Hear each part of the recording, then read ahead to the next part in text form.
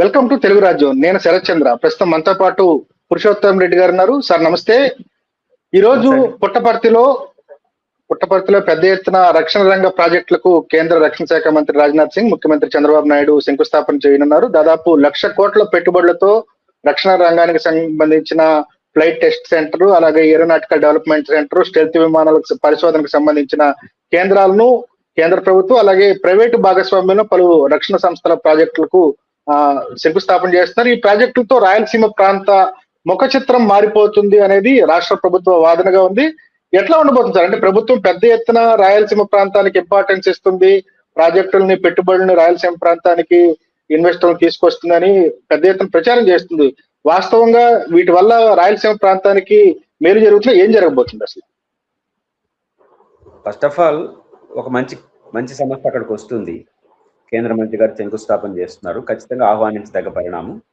ఖచ్చితంగా వెనుకబడినటువంటి రాయలసీమ, అందులో అనంతపురం జిల్లా మరింత వెనుకబడి ఉంది. రెండోది, వ్యవసాయానికి సంబంధించిన నీటి వనరులు లేనటువంటి ప్రాంతం. నీటి వనరులు ఉన్నాయి, నీటి వనరులను రాయలసీమకు ప్రాజెక్టులు నిర్మాణం వాటిలో అలసత్వం వల్ల ఉపయోగించుకోలేకపోతున్నాం. అట్లాంటి సమయంలో ఇట్లాంటి పరిశ్రమలు రావడం అనేది ఆహ్వానించదగ్గ పరిణామం. ఖచ్చితంగా మా ప్రాంత అభివృద్ధికి ఉపయోగపడుతుంది. అందుకు కేంద్ర రాష్ట్ర ప్రభుత్వాలకి అభినందనలు. గతంలో చంద్రబాబు గారు అధికారంలో కియా పరిశ్రమ కూడా ఇక్కడికి వచ్చింది అనంతపురంలో.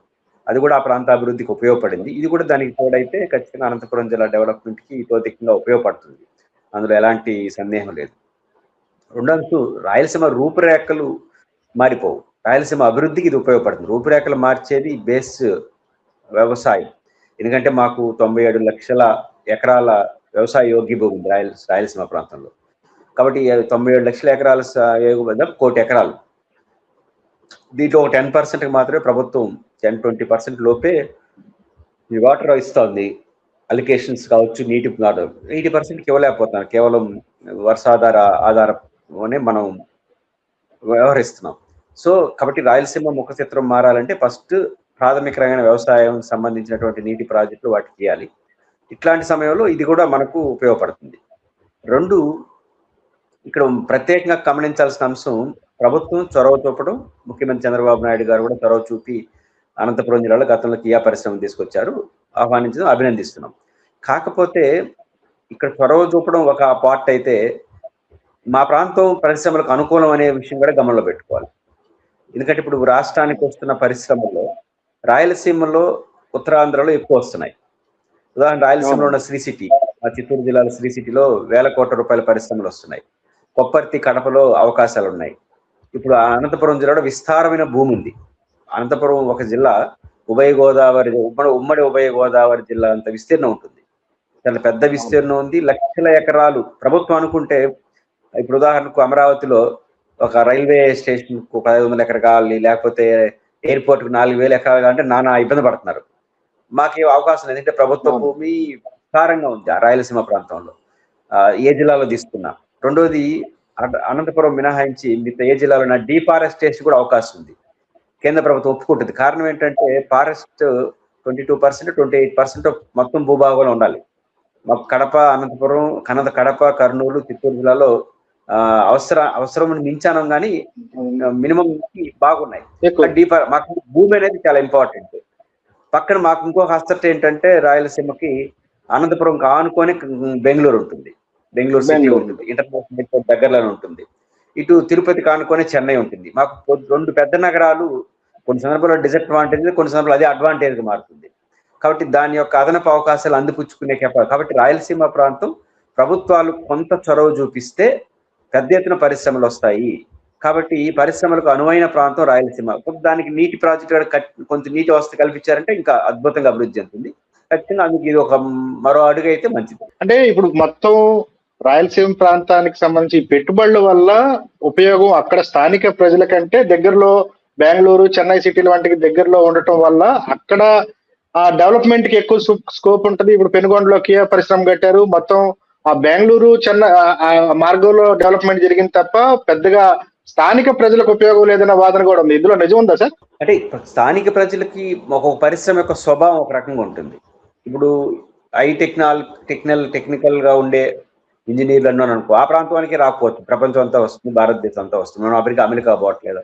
ఆ పరిశ్రమ యొక్క స్వభావాన్ని బట్టి ఆ ప్రాంతానికి ఉపయోగపడి, మీరు ఏ స్వభావంతో పెట్టినా ఒక ఉద్యోగం అక్కడ రాకపోయినా ఖచ్చితంగా ఆ ప్రాంతంలో ఒక పరిశ్రమ వస్తుంది, వేలాది మంది ఉద్యోగులు వస్తారు. వాళ్ళు కనీసం రోజువారీ సాధారణ అవసరాల కోసం ₹4 ఖర్చు పెట్టినా ఆ ప్రాంతంలో ఎకనామిక్ యాక్టివిటీ జరుగుతుంది. రెండోది, అక్కడ పరిశ్రమ వచ్చిన తర్వాత ఆటోమేటిక్గా పక్కన భూములు జరుగుతాయి. కాబట్టి ఎంత లాభం అనేది కొలతలు వేసుకోవచ్చు, కానీ ఖచ్చితంగా అభివృద్ధికి అవకాశం ఉంటుంది. ఇప్పుడు మాకు శ్రీ సిటీ ఉంది. శ్రీ సిటీలో 50,000 నుంచి 60,000-70,000 మంది ఎంప్లాయీస్ ఉంటారు. దాంట్లో మేజర్ చెన్నై వాళ్ళు ఎక్కువ ఉంటారు, తమిళనాడు కూడా. కానీ ఏం లాభం అనుకోలేదు, శ్రీ సిటీ రావడం వల్ల మన రాష్ట్రానికి ఒక ఆదాయం వనరు, శ్రీ సిటీ టు డెవలప్మెంట్ తడా పికప్ అయిపోతుంది. కాబట్టి పరిశ్రమలు రావడం వల్ల ఎంత ప్రయోజనం అనే దానికి ఎంతో కొంత ప్రయోజనం ఉంటుంది. కొన్ని పరిశ్రమలకు అయితే 100% ప్రయోజనం ఉంటుంది, ఆ పరిశ్రమ యొక్క స్వభావం రీత్యా. కాబట్టి కియా పరిశ్రమ వల్ల బెంగళూరు ఆ రూట్లో అభివృద్ధి చెందుండొచ్చు, కానీ కియా పరిశ్రమల పక్కన ఉపాధి అవకాశాలు, అనుబంధ కంపెనీలు, రెండోది అక్కడ భూముల ధరలు పెరగడం, ఇవన్నీ కూడా మల్టిపుల్ గా ఈ ప్రాంతానికి ఉపయోగపడతాయి. 2014-19 మధ్య కాలంలోనే ఉద్యోగాలు 75% స్థానికులకు ఇవ్వాలి, స్కిల్డ్ నాన్ స్కిల్డ్ లేబర్ కు సంబంధించి, అంటే ప్రధానమైన రీసెర్చ్ R&W వంటి వాటిలో ఉద్యోగాలని కంపెనీలు వాళ్ళు ఇష్టం వచ్చిన వాళ్ళు నియమించుకోవచ్చు, కానీ ఉద్యోగాల విషయంలో కూడా రాష్ట్ర ప్రభుత్వం ఏదో నిబంధనలు పెట్టినట్టుంది.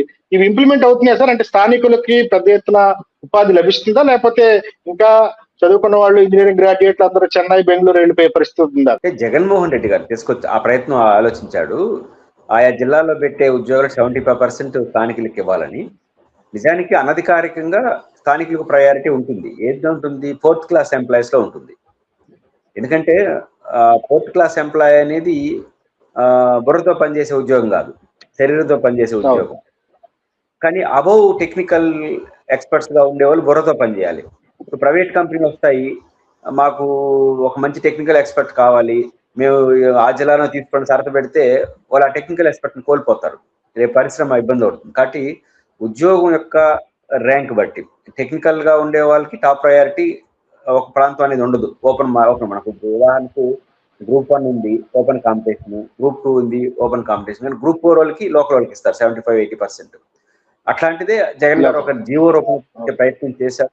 ఆ అవసరం జీవో తీసుకొచ్చే ప్రయత్నం చేసే అవసరం లేకుండా కూడా స్థానిక కంపెనీలు ఖచ్చితంగా లోకల్ గా అవకాశం ఉంది. ఎందుకంటే మీకు బయట నుంచి వచ్చేవాడు కానీ లోకల్ వాడు ఉంటే ఖర్చు తగ్గుతుంది, కాబట్టి పెద్ద ఇబ్బంది ఉంది. కాబట్టి లోకల్ గా ఉద్యోగ అవకాశాలు వచ్చేట్టు లోకల్ ఇస్తారు.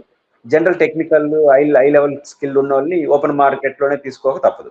రక్షణ రంగ ప్రాజెక్టుల వల్ల ఏ మేరకు ఉపయోగం ఉంటుంది సార్? అంటే ఇవన్నీ రక్షణ శాఖకు సంబంధించిన ప్రయోగాలు, అంటే విమానాలకు సంబంధించిన స్టెల్త్, ఇవి యుద్ధ రంగానికి సంబంధించిన పరిశోధనల వల్ల అవి అంటే లోకల్ గా అంత స్కిల్డ్, లేకపోతే వాటికి సంబంధించిన ఆ రంగానికి సంబంధించిన నిపుణులు అక్కడ ఉండే అవకాశం దాదాపుగా ఉండకపోవచ్చు. ఇప్పుడు ఈ ప్రైవేట్ రంగంలో వచ్చే దాదాపు 12 కంపెనీలు కూడా గవర్నమెంట్ తో ఒప్పందాలు చేసుకున్నవి కూడా డిఫరెంట్ మ్యానుఫ్యాక్చరింగ్ యూనిట్స్ కి సంబంధించినవి కూడా.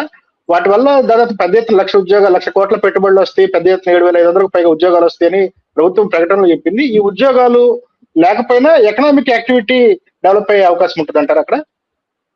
అంటే ఒకటి, ఇప్పుడు మీకు ఢిల్లీ పక్కన నోయిడా ఉంది.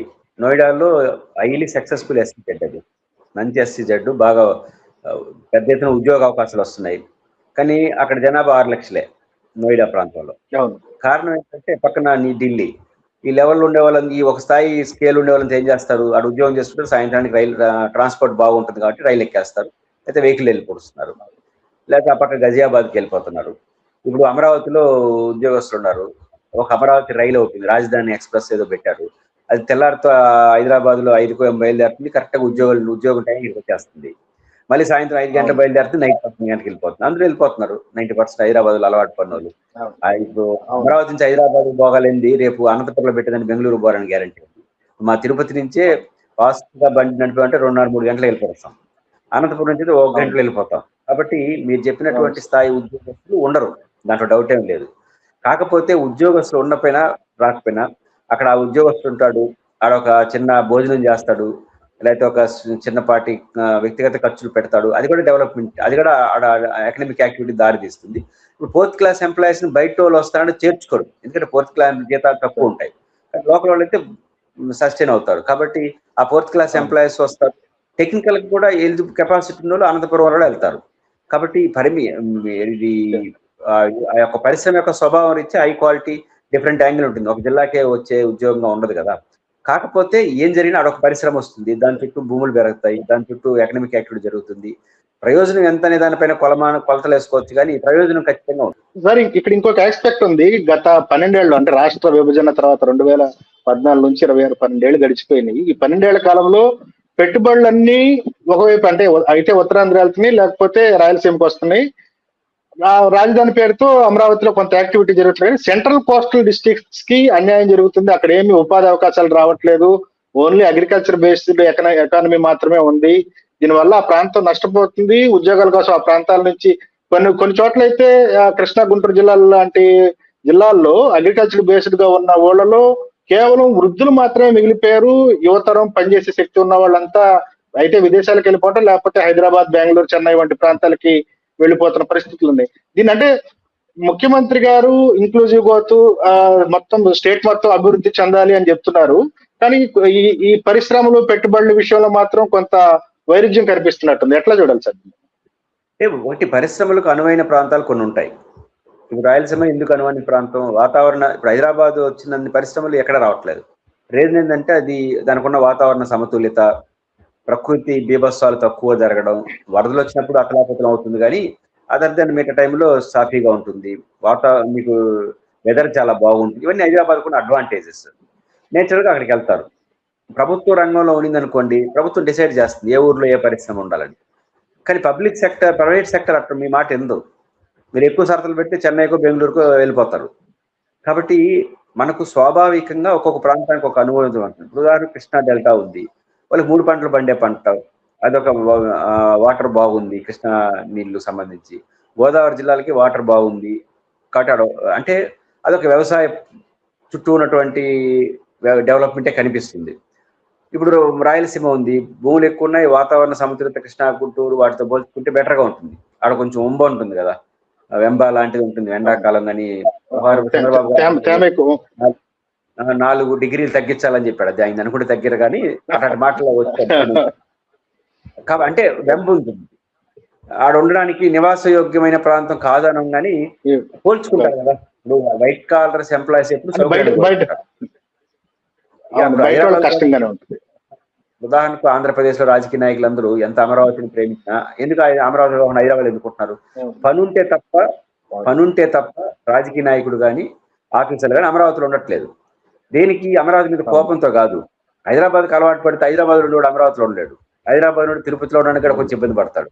కాబట్టి ఇట్లాంటి వాతావరణం ఉంది. కాబట్టి ఆ ప్రాంతానికి పరిశ్రమలు రావడానికి కొన్ని పరిమితులు ఉన్నాయి. 2, ఒకవేళ చేద్దాం అనుకున్నాను అనుకోండి, అన్ని 3 పంటలు పండే పంట కాబట్టి భూసేకరణ సమస్య వచ్చేస్తుంది, విస్తారమైన భూమి సమస్య ఉంది. ఒకవేళ డీఫారెస్టేషన్ చేద్దామంటే కృష్ణా గుంటూరులో ఫారెస్ట్ చాలా పరిమితం ఉంది. ఇవన్నీ అంటే పరిశ్రమలు భారీ ఎత్తున పెట్టడానికి అడ్వాంటేజెస్ ఉన్నాయి. అలా కాకుండా వ్యవసాయ అభివృద్ధి దాని మీద కేంద్రీకరించాలి. కానీ ఆ ప్రాంతంలో వ్యవసాయ అభివృద్ధి, రాయలసీమ ప్రాంతంలో కొన్ని ప్రాంతాల పరిశ్రమలు, విశాఖ పరిశ్రమ, ఇట్లా ఏ ప్రాంతానికి ఏది సూట్ అవుతుందో దాని చుట్టూ చేయాలి.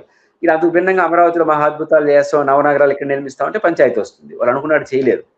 ఈ చంద్రబాబు నాయుడు గారి అధికారంలోకి వచ్చిన తర్వాత కూడా విశాఖపట్నంకి, శ్రీ సిటీకి వచ్చిన పరిశ్రమలు అమరావతి రాలేదు. ఆయన ప్రత్యేక ఇంట్రెస్ట్ రాదు, ఎక్కువ ఒత్తిడి చేస్తే వెళ్ళిపోతారు.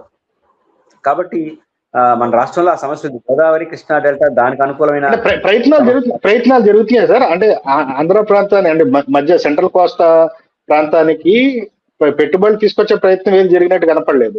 అంటే పెట్టుబడిదారులు కూడా ముందుకు రాకపోవడం కారణం అయి ఉండొచ్చు. అగ్రికల్చర్ రీసెర్చ్, అగ్రికల్చర్ రిలేటెడ్ పరిశ్రమలు రావచ్చు, ఎందుకంటే అక్కడ అగ్రికల్చర్ నీడ్ ఉంటుంది కాబట్టి. అంటే మనకి ఏ ప్రాంతానికి ఇప్పుడు హైదరాబాద్కు ఉంది, భారీ ఎత్తున పరిశ్రమ వస్తాయి. మా తిరుపతి శ్రీ సిటీ ఉంది, ఇప్పుడు రాష్ట్రంలో Sri City highest successful SEZ మా జిల్లాలో. రాష్ట్రంలోని దేశంలో ఆసియా ఖండంలోనే హైయెస్ట్ మంచి సక్సెస్ఫుల్ SEZ. ఇప్పుడు ఆడ వచ్చేస్తున్నాయి కదా ఏడవరు అనుకుంటే అది అర్థం లేదు. ఆ ప్రాంతానికి అది అడ్వాంటేజ్ ఉంది. అంటే అడ్వాంటేజ్ ఉన్న ప్రాంతం అడ్వాంటేజ్ తీసుకుంటుంది. మన ప్రాంతానికి ఉన్న ఇప్పుడు రాయలసీమలో పరిశ్రమలు పెడతారు, మాకు ఎందుకు పెట్టట్లేదని కృష్ణా డెల్టా అనుకుంటే లాభం లేదు. మన ప్రాంతానికి ఉన్న అనుకూలమైతే దానికి అనుకున్న పరిశ్రమలు ఏమైనా వస్తాయో చూసుకోవాలి. ఆడ CCTలో వస్తున్నాయి కదా, మాకు ఎందుకు పెట్టరు విశాఖపట్నం అంటే అది కుదరదు, మీరు అనుకుంటే రావు. కాబట్టి ఆయా ప్రాంతాలకు అనుకూలంగా ఉన్న వాటికే వెళ్తే ఈ సమస్య రాదు. హలో, తెలుగు రాజ్యం ఛానల్ చూస్తున్నారా? సామాజిక, రాజకీయ, జీవన చిత్రణే తెలుగు రాజ్యం. అతిశయోక్తులు, అసత్యాలు ఉండవు. రాజకీయ కోణం కాదు, ప్రజా కోణమే కొలబద్ద. తెలుగు రాజ్యం వీక్షణ మీ ఉత్తమ అభిరుచికి నిదర్శనం.